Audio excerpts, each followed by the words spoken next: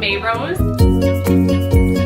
I'm the founder and director of Secondhand Hounds. So it was founded in 2009 and I've been the executive director. I think that animal cruelty is a national epidemic. There's a lot of people that there's passive and there's active animal cruelty. So there's animal cruelty, which is passive, which is more like neglect cases, people that don't really know how to care for animals properly. And then there's active abuse and cruelty, which is obviously when dogs are like harmed on purpose, you know, sledgehammers, we've seen it all. I think it's probably an under-recognized, you know, issue, epidemic, if you want to call it that. I think that the public could become more informed. I think that we need more media exposure about that. I think a lot of it is people that they're not knowledgeable about dogs. As far as abuse, some people don't understand that certain dogs need certain things. For example, we get a lot of Shih Tzu or Poodle mixes, which the owners get when they're cute little puppies and they don't realize that they need to be groomed properly, and they become matted, then they get sores, and then it turns into mange and horrible diseases. So that, you know, just not ignorance, I guess, causes it.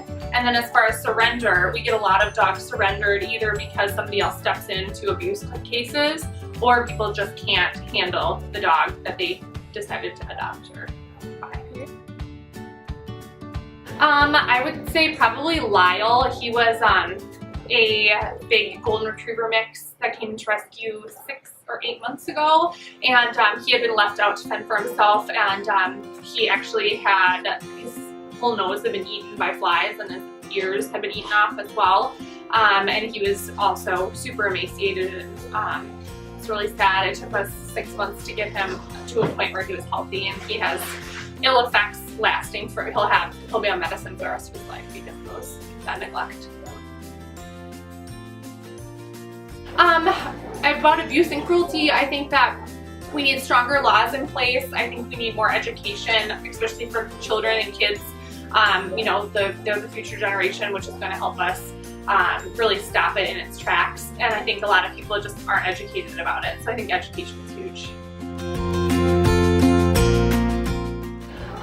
More than it is. I've been to puppy mills before, and it's just terrible seeing the cases of neglect at puppy mills, and luckily Minnesota just passed a puppy mill bill, so they are getting more involved on a local level, but I think nationally there needs to be more recognition for animal abuse and cruelty, and I also think that the laws need to be stronger for animal abusers.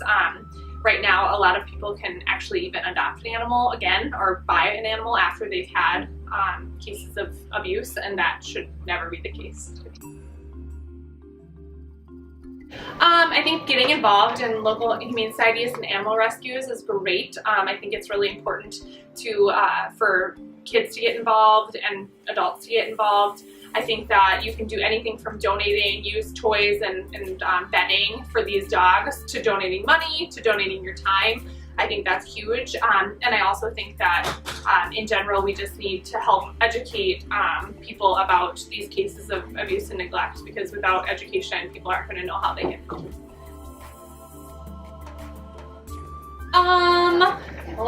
Good question. I think I think we need to really concentrate as a nation and, you know, even locally in your communities on cases of abuse and neglect, and really support when you see stories like this on the news. Support those stories, share them. Social media is huge for this sort of thing. Facebook has been, and Twitter and Instagram have been great for kind of getting the word out about these animals that do suffer these things, and I think we really need to use social media to its full advantage to stop that from happening in the future.